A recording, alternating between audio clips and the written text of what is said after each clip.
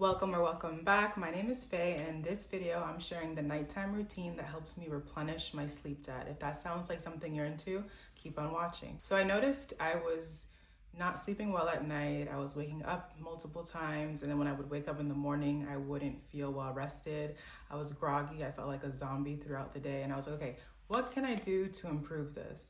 So I started to implement a nighttime routine.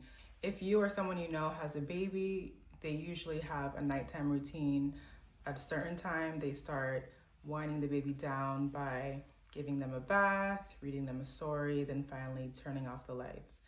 That's something that we shouldn't stop doing when we become adults, especially because we have so much more going on. So we need more time to decompress and disconnect from that before we try to get a good night's sleep. So again, this is what I did. Starting at 8 p.m., I turn off all screens. I don't look at my phone. I set the alarm, turn off the TV, no social media, no computer or iPad.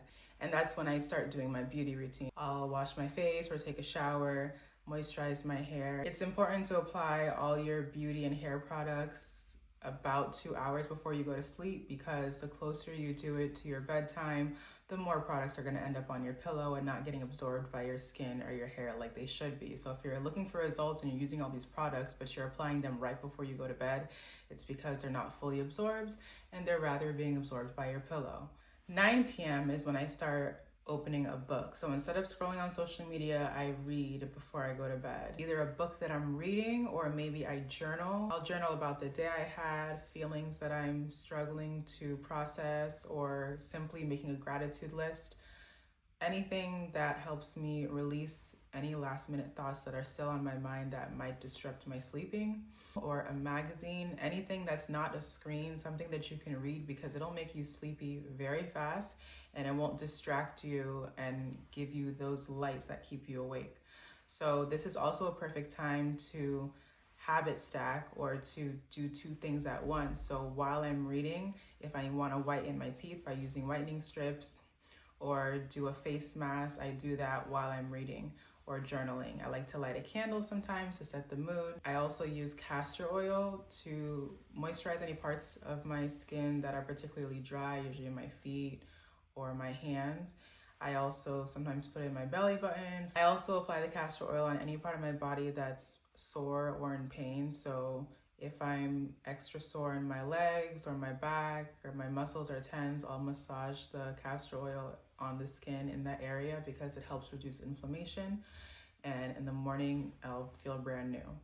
And then 10 p.m. lights out is when you go to sleep, because it's most important, not the length of time that you sleep only, but also the time that you are asleep. So you want to try to be asleep by 10:30.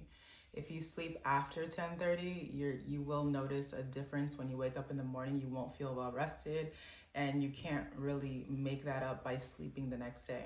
It's like taking a nap. I forgot to add, I turn off the lights before I start with the castor oil, so I'm in the dark.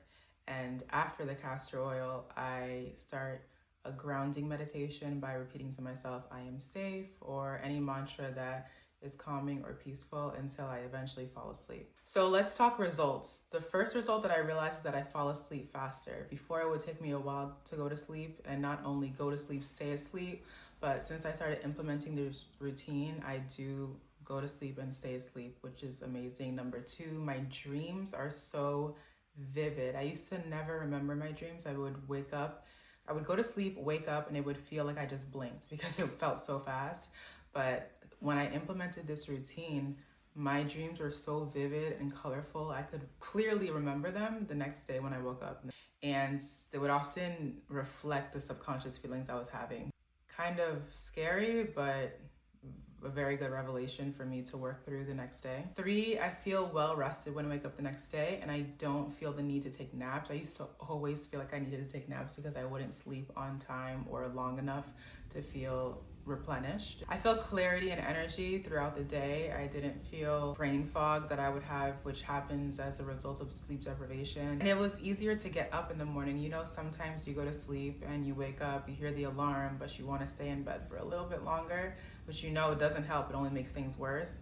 But this routine really helps me just get such a good night's sleep that I was ready to get out of bed the next day. So if you're gonna implement, or if you already implement any of these tips, let me know in the comments below.